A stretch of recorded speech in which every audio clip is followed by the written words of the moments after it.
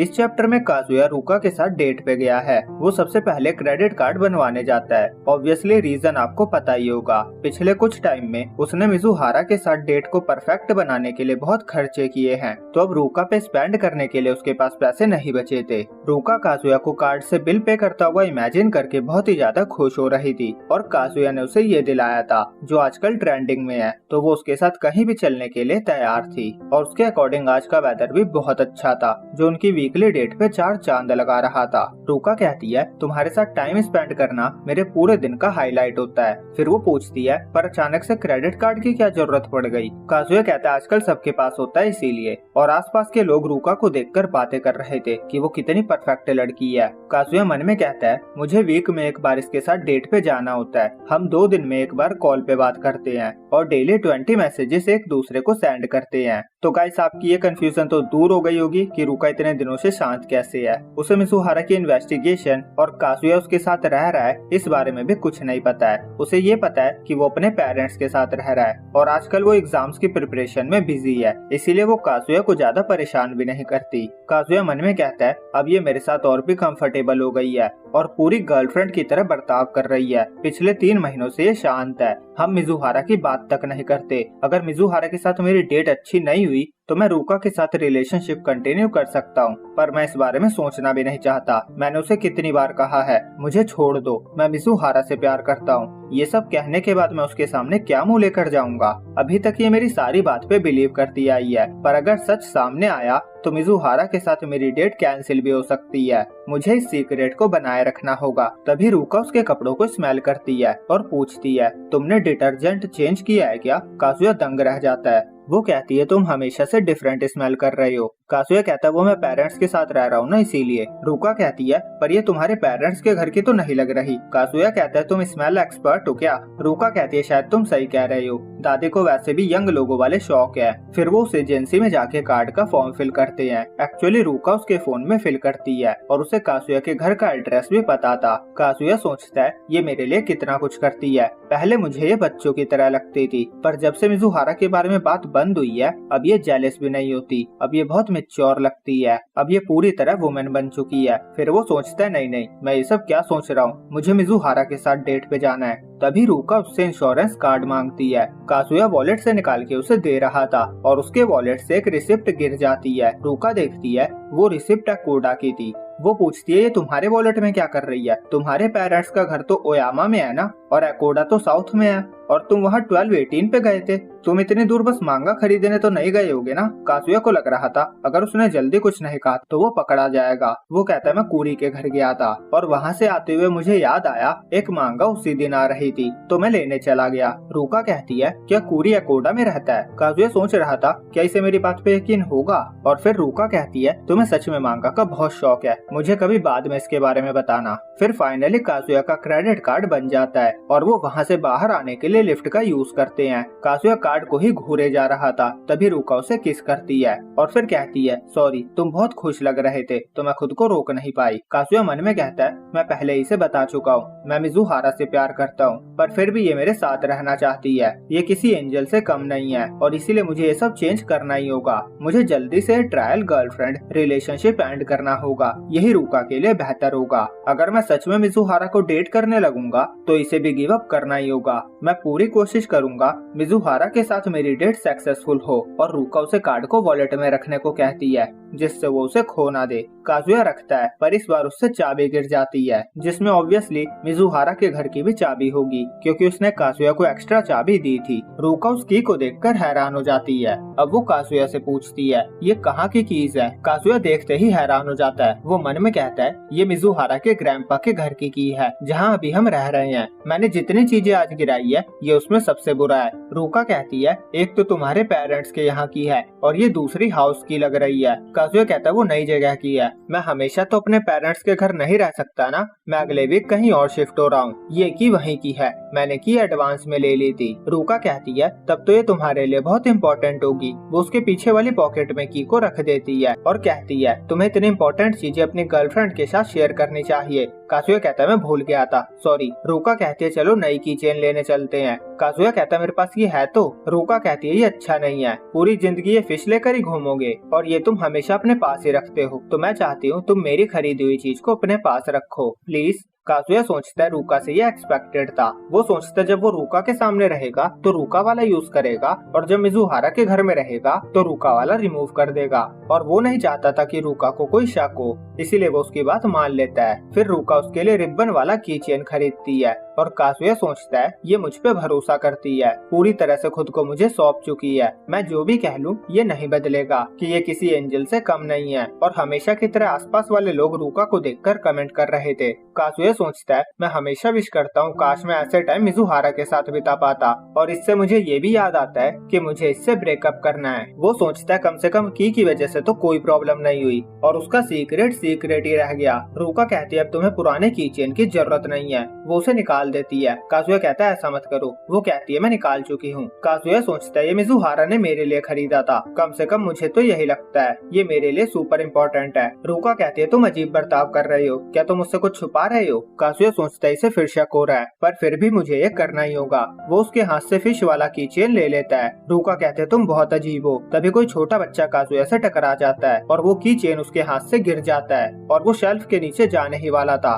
Kazuya उसे बचाने के लिए कूद पड़ता है, उसे वो मिल जाता है पर वो गिर चुका था और वो रूका से भी टकरा गया था। रूका भी गिर जाती है और काजुया को उसकी पैंटी दिख जाती है। रूका शर्म से उसके फेस को जमीन में पुश करने लगती है और फिर शांत होने के थोड़ी देर बाद पूछती है उसे चोट तो नहीं लगी। और इसी रात वो काजुया को कॉल करके पूछती है वो उसकी की चेन को यूज कर रहा है ना? काजुया हाँ कहता है पर वो यूज नहीं कर रहा था। अब अगले दिन काजुया क्यूट बोलने की प्रैक्टिस कर रहा था। याईमोरी कहती है मैंने तुम्हें कहा था ना तुम्हें उसे क्यूट बोलना है, पर तुम कैसे बोलते हो ये भी इम्पोर्टेंट है। तुम पसीने से नहाए हुए हो और ऐसा लग रहा है फोर्सफुली स्माइल कर रहे हो। काजुया कहता है तो मैं क्या करूं? याईमोरी कहती है सोचो कि मिजुहारा रेस्ट रूम से आई है, तुम उसकी तरह एक्ट करो। काजुया एक्ट करता है। याईमोरी उसको देखकर सरप्राइज हो जाती है और फिर थोड़ा शर्माते हुए कहती है तुम बहुत क्यूट हो। काजुया पूरा लाल हो जाता है। वो कहता है तुम तो बहुत अच्छे से कर लेती हो। याईमोरी कहती है इससे दो फायदे होंगे, एक तो तुम जीनियस कहलाओगे और दूसरा अगर तुम शर्माते हुए बोलोगे तो इनोसेंट लगोगे। अब काजुया ट्राई करता है और याईमोरी मिजुहारा की एक्टिंग करती है, पर काजुया पसीने से नहा चुका था। याईमोरी कहती है तुम्हारी हालत ऐसी हो रखी है जैसे तुम अपनी वाइफ से 2.5 इयर्स के बाद सेक्स करने के लिए पूछ रहे हो। काजुया कहता है मुझसे नहीं होगा, क्यूट बोलने की प्रैक्टिस करना ही कितना स्टूपिड है। याईमोरी कहती है तुमने डेट की प्रैक्टिस करने से स्टार्ट किया था। काजुया सोचता है मैं ऑलरेडी बहुत सारी तैयारी कर चुका हूँ, अब बस 3 दिन बचे हैं। मेरी लाइफ का सबसे बड़ा गैम्बलिंग मोमेंट आने वाला है और डेट के अगले दिन ही मुझे यहाँ से जाना है। मिजुहारा ने कहा था 1 दिन पहले उसे बहुत काम होगा, तो मतलब अब मैं उससे बस कुछ ही बार मिल पाऊंगा। मैं खुद को कितना भी तैयार कर लूं, मैं बस निराश होकर बैठा रहूंगा। अब रात में काजुया मिजुहारा वाले एरिया में जाता है। याईमोरी वहाँ नहीं थी, उसे वहाँ एक डीवीडी सीडी मिलती है और वो रेंट पे ले गई थी। काजुया सोचता है ये इन दिनों नॉर्मल तो नहीं है। तभी मिजुहारा आती है। काजुया कहता है तुम बड़ी जल्दी आ गई। मिजुहारा कहती है हाँ, सेलिब्रेशन नेक्स्ट वीक होगा। काजुया सोचता है मतलब मैं और मिजुहारा भी अकेले हैं। मिजुहारा नोटिस करती है उसके हाथ में सीडी थी। वो बताती है मेरी दादी ने इस फिल्म में काम किया है और जब भी मुझे ये मूवी देखनी होती है मैं सीडी रेंट पे ले आती हूँ। काजुया हैरान हो जाता है क्योंकि उसे नहीं पता था सायूरी दादी एक्ट्रेस थी। मिजुहारा कहती है उन्होंने बस इसी मूवी में काम किया था, काश वो कुछ और मेमोरीज भी छोड़ कर जाती। काजुया सीडी को घूरने लगता है। मिजुहारा साथ में देखने के लिए ऑफर करती है। अगले सीन में दोनों साथ में मूवी देख रहे थे। मूवी में दादी के एक्सप्रेशन और गुस्से वाला कैरेक्टर देखकर काजुया हैरान था। मिजुहारा कहती है अमेजिंग है ना, यकीन करना मुश्किल है, ये दादी है। नॉर्मली वो जेंटल और काम रहती थी। वो बताती है उन्हें बहुत सारी मूवीज के ऑफर आते थे पर उन्होंने बस यही एक मूवी की। मैंने भी जब ये पहली बार देखी थी मैं भी चौंक गई थी। ऐसा लग रहा है जैसे मैं उनके रास्ते पे ही चल रही हूँ। जब भी मैं डिमोटिवेट होती हूँ मैं इस मूवी को देख लेती हूँ और मुझ में कहीं से एनर्जी आ जाती है। वो मेरी आइडल और राइवल दोनों है जिसे मैं कभी सरपास नहीं कर सकती। बेसिकली वो मेरा गोल है। वो अपनी लेगेसी छोड़ कर गई है। काजुया सोचता है मुझे नहीं पता था दादी एक्ट्रेस थी और मिजुहारा ऐसा फील करती है। उसे याद आता है दादी ने उसे मिजुहारा का ध्यान रखने को कहा था। वो मन में कहता है अगर डेट अच्छी गई तो मैं मिजुहारा के और क्लोज हो जाऊंगा और उसे और ज्यादा सपोर्ट कर पाऊंगा। भले ही हम एक साथ ना रहे, मैं पूरी कोशिश करूंगा डेट अच्छी जाए। और आज रात वो इतना एक्साइटेड हो चुका था कि उसे बिल्कुल भी नींद नहीं आ रही थी। अब अगले दिन सुबह सुबह काजुया कहता है डेट से 2 दिन पहले मेरा ये हाल है, पूरी रात मुझे नींद नहीं आई, मुझे डेट के लिए टिप टॉप होना चाहिए था और यहाँ मेरी नींद गायब है। अगर मुझे डेट तक नींद नहीं आई तो, अगर मैं डेट पे ज़ॉम्बी की तरह बर्ताव करने लगा तो वो पक्का मुझे डंप कर देगी। फिर वो बाहर जाता है और सैंडविच खाता है और सोचता है अगर मैं बिना सोए डेट पे चला गया तो मिज़ुहारा कहेगी मेरी आंखें सूजी हुई है और मैं बहुत डरावना दिख रहा हूँ। मैं नर्वस हूँ या एक्साइटेड मुझे समझ ही नहीं आ रहा है। ऐसा लग रहा है मैं दोनों हूँ। कल रात में लकी था कि मैं मिज़ुहारा के साथ मूवी देख पाया। मुझे नहीं पता था सायूरी दादी एक्ट्रेस थी और मिज़ुहारा उन्हें अपना गोल मानती थी। कोई लड़की इतनी क्यूट कैसे हो सकती है। फिर वो सोचता है आज आफ्टरनून में मेरी क्लासेस है तो मुझे अभी ही बैग और बाकी सामान खरीद लेना चाहिए। वो बैग और छाता खरीदता है और कीबे उसे छाते के साथ देख लेता है। वो सोचता है तो सूरज सर पे है और ये छाता लेकर क्यों घूम रहा है। अब रात के 9 बज चुके थे। काजुया बिल्कुल थककर बिस्तर पे लेटा हुआ था। वो सोचता मिज़ुहारा अभी तक नहीं आई और याईमोरी भी नहीं है। मिज़ुहारा ने कहा था वो बिजी है तो शायद वो लेट घर आएगी। ऐसे टाइम पे लगता है काश मैं उसके और क्लोज होता तो मैं पूछ लिया करता कि आज रात वो लेट आएगी। परसों डेट है, क्या मिज़ुहारा को भी सोने में प्रॉब्लम हो रही होगी। उसके ख्यालों में मिज़ुहारा ही मिज़ुहारा थी और इसी बारे में सोचता सोचता वो सो जाता है। तभी उसे गेट नॉक करने की आवाज आती है। गेट पे मिज़ुहारा थी। वो कहते तुम सो गए थे क्या, सॉरी। काजुया कहता है नहीं मैंने तो बस लाइट ऑफ की थी। मिज़ुहारा कहती है कल मैं पूरे दिन घर से बाहर रहूंगी तो अगर डेट के लिए कुछ लाना है तो बता दो। काजुया सोचता है ये खुद पूछ रही है, मैं बहुत खुश हूँ। मिज़ुहारा कहती है हम सुबह 9 बजे फ्रंट गेट पे मिलेंगे। वेदर की माने तो उस दिन बारिश होगी, क्या हमारा जाना ठीक होगा। काजुया कहता है कोई प्रॉब्लम ना हो इसीलिए तो मैंने जॉय पॉलिश चुना है। मिज़ुहारा कहती है क्या तुम रिजर्वेशन भी कर चुके हो। काजुया हाँ कहता है। मिज़ुहारा पूछती है क्या मुझे कुछ लाना चाहिए या कुछ और करना है। काजुया कहता है नहीं सब हो चुका है। मिज़ुहारा सोचती हुई कहती है लगता है सब हो गया है। काजुया सोचता है ये सारा बर्डन मुझ पे नहीं डालना चाहती, ये कितनी अच्छी है। काजुया कहता है तुम चिंता मत करो सब ठीक होगा, परसों सुबह हम फ्रंट गेट पे मिलेंगे। मिज़ुहारा कहती है लगता है तुम सब कुछ कर चुके हो, थैंक्स, तुमने अपना बेस्ट किया, मैं भी अपना बेस्ट करूंगी। ये कहकर वो चली जाती है और काजुया की हार्ट बीट बढ़ चुकी थी। उसे कुछ मेमोरीज याद आने लगती है और इस तरह आज रात भी उसका सोना बहुत मुश्किल होने वाला है। अब अगले दिन काजुया हेयर कट करवाने जाता है और हमें पता चलता है वो 2 दिन से बस 3 घंटे ही सो पा रहा था। हेयर कट करवा के वो कॉलेज जाता है और मन में कहता है मैं 21 साल का हूँ और 3rd ईयर में हूँ। किस्मत के खेल ने मुझे मिज़ुहारा से मिलवाया और मुझे उससे प्यार हो गया और अब हम एक ही घर में रहते हैं। वो बहुत सुंदर है, उसकी पर्सनैलिटी लाजवाब है। मेरे जैसे लड़के का उसे पाने का कोई चांस नहीं है, पर शायद कल ये बदल जाएगा। मैंने उसे डेट के लिए पूछा है और ये रियल डेट है। तभी कूरी उसके बहुत पास आकर कहता है याद है ना मैंने क्या कहा था। काजुया शॉक हो जाता है। वो कहता है तुम यहाँ क्या कर रहे हो। कूरी कहता है तुम कल ही डेट पे जा रही हो ना, याद रखना सेक्स के बारे में जल्दी कोई बात मत करना।